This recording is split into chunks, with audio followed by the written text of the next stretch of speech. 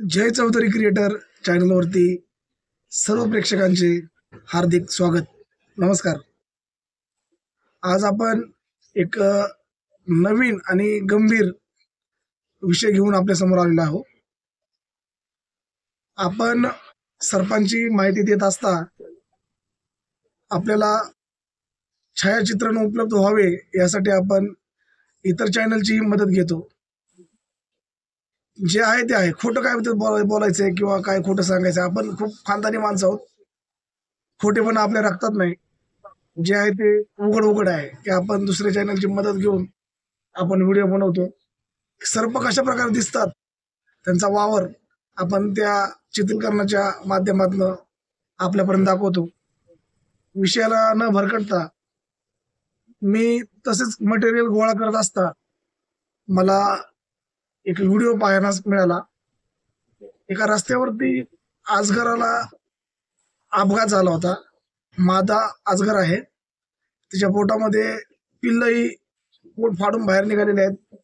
खूप असा भयानक तो अपघात ज्याच्याकडून झाला, कसा चुकून झाला, काय झालं ते देवालाच माहिती. खूप वाईट वाटलं मला ते बघून. आणि आपण जे कार्य हाती घेतलंय की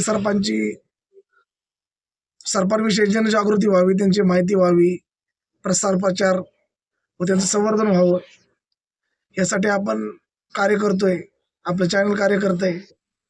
पण ती घटना बघितल्यानंतर माझं मन एकदम दुःखी झालं. आणि हा व्हिडिओ आपण नंतर बनवणार होतो की बरीचशी माहिती देऊन झाल्यानंतर आपण रोड ॲक्सिडेंट जे सापांचे होतात, स्नेक रोड ॲक्सिडेंट म्हणून असं एक विशेष भाग बनवणार होतो.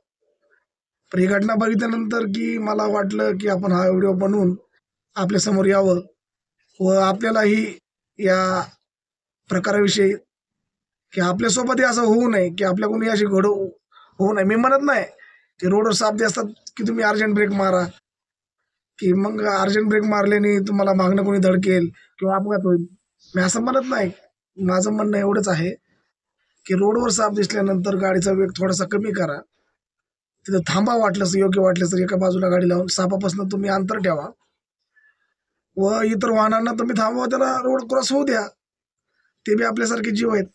जसं आपण माणसं असून आपल्याला झेब्रा क्रॉसिंग दिलंय, त्याचा नियम आपण व्यवस्थित पाळत नाही. सिग्नलला आपल्या झेब्रा क्रॉसिंगवर गाड्या उभं राहतात. आपण जरी झेब्रा क्रॉसिंगचा सिग्नल असला, आपण चालत असलो तरी माणसं गाड्या घेऊन सिग्नलने जातात, रोडने जातात, मरणाचे अपघात होतात. अरे हे तर मुख्य जीव आहेत, हे तर प्राणी आहेत. मित्रांनो, खूप विचार करण्यासारखी गोष्ट आहे.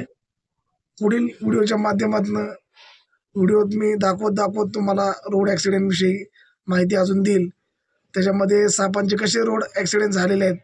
आणि या व्हिडिओमध्ये काय भाग असे पण मी बघितले की ते व्हिडिओ चित्रीकरण करतात ते सापाची, आणि शेजारनं गाडी जाऊन त्याच्या अंगावर जाते. बोला आता काय बोलायचं, काय जनजागृती करायची.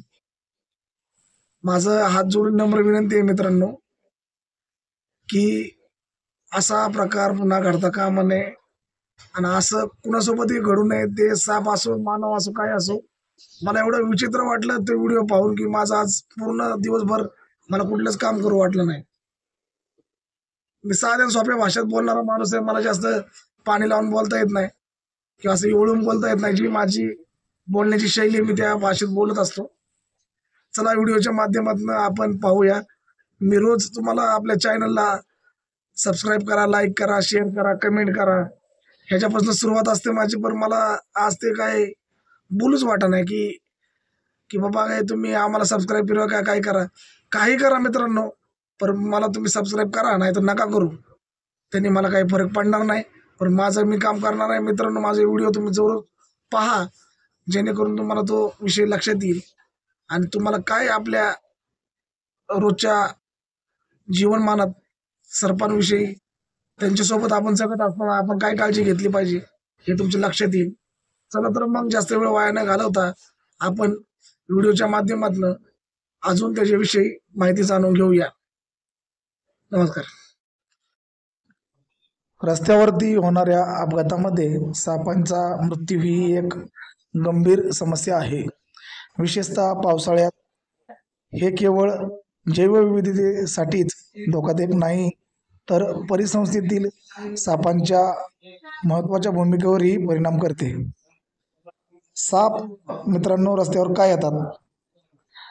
सापांच्या रस्त्यावर येण्याची अनेक कारणे आहेत.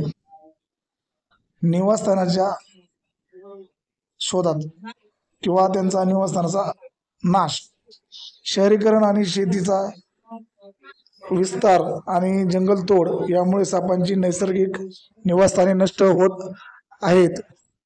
यामुळे त्यांना अन्न आणि निवारा शोधण्यासाठी नवनवीन ठिकाणी जावे लागते, ज्यात रस्ते ओलांडणे समाविष्ट आहे. शिकार आणि अन्न शोध. साप, उंदीर, बेडूक आणि इतर लहान प्राणी खातात. हे प्राणी अनेकदा रस्त्याच्या कडेला किंवा मानवी वस्तीजवळ आढळतात, ज्यामुळे साप त्यांना शोधत रस्त्यावर येतात.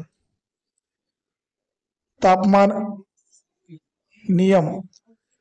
साप हे शीत रक्ताचे प्राणी आहेत आणि त्यांना शरीराचे तापमान नियंत्रित करण्यासाठी उष्णतेची आवश्यकता असते.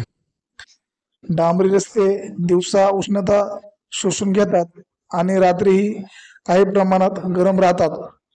यामुळे साप विशेषतः थंड हवामानात रस्त्यावर ऊब घेण्यासाठी येतात. प्रजनन आणि स्थलांतर. प्रजनन काळात नर साप मादी सापांना शोधण्यासाठी किंवा नवीन प्रदेशात जाण्यासाठी स्थलांतर करतात. या काळात त्यांना अनेकदा रस्ते ओलांडावे लागतात. पाऊस आणि पूर. पावसाळ्यात किंवा पूर आल्यावर सापांच्या बिळामध्ये पाणी भरते, ज्यामुळे ते सुरक्षित जागा शोधण्यासाठी बाहेर येतात आणि रस्त्यावर चढतात. घाण आणि कचरा. रस्त्याच्या कडेला टाकलेल्या कचऱ्यामध्ये उंदीर आणि इतर कीटक आकर्षित होतात, ज्यामुळे त्यांना खाण्यासाठी सापही येतात. रस्ते अपघातात सापांचा मृत्यू थांबवण्यासाठी मित्रांनो आपण उपाययोजना करू शकतो. सापांना रस्ते अपघातापासून वाचवण्यासाठी अनेक रस्त्यावर उपाययोजना करणे हे आपल्याला आवश्यक आहे. सापांचे मार्ग. वन्यजीवांसाठी विशेषतः सापांसाठी रस्त्यांच्या खाली लहान भुयारी मार्ग किंवा पुलाची बांधकाम करणे, यामुळे साप रस्त्यावरून न जाता सुरक्षितपणे पलीकडे जाऊ शकतात. जागरूकता वाढवणे. वाहन चालकांना सापाबद्दल आणि त्यावर रस्त्यावर दिसल्यास काय करावे याबद्दल शिक्षित करणे. Drive slow, save wild life, हळू चालवा वन्यजीवांना वाचवा अशी मोहीम राबवणे. रस्त्यावरील चिन्हे.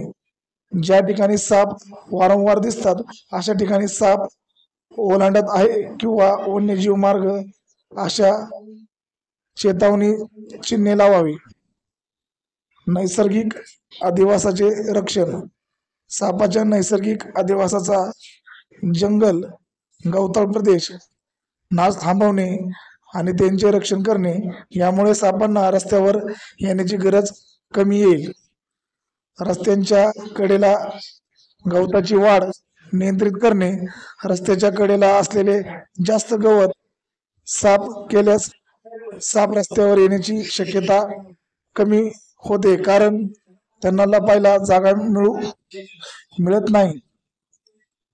कृत्रिम अधिवास. जिथे सापांची संख्या जास्त आहे अशा ठिकाणी रस्त्यापासून दूर सुरक्षित कृत्रिम अधिवास तयार करणे, जेणेकरून तिथे राहतील. तात्काळ मदत प्रणाली. जखमी सापांना वाचवण्यासाठी वन विभाग किंवा स्थानिक वन्यजीव बचाव संस्थेशी संपर्क साधण्यासाठी एक हॉटलाईन किंवा आपत्कालीन सेवा उपलब्ध करणे. पावसाळ्यातील दक्षता. पावसाळ्यात सापांचे रस्त्यावर येण्याचे प्रमाण वाढते. या काळात वाहन चालकांनी अधिक सावधगिरी बाळगावी आणि रात्रीच्या वेळी विशेष लक्ष द्यावे. कचरा व्यवस्थापन. रस्त्याच्या कडेला आणि मानवी वस्तीजवळ कचरा टाकणे टाळावे, कारण तो उंदीर आणि इतर सापांच्या भक्ष्यांना आकर्षित करतो.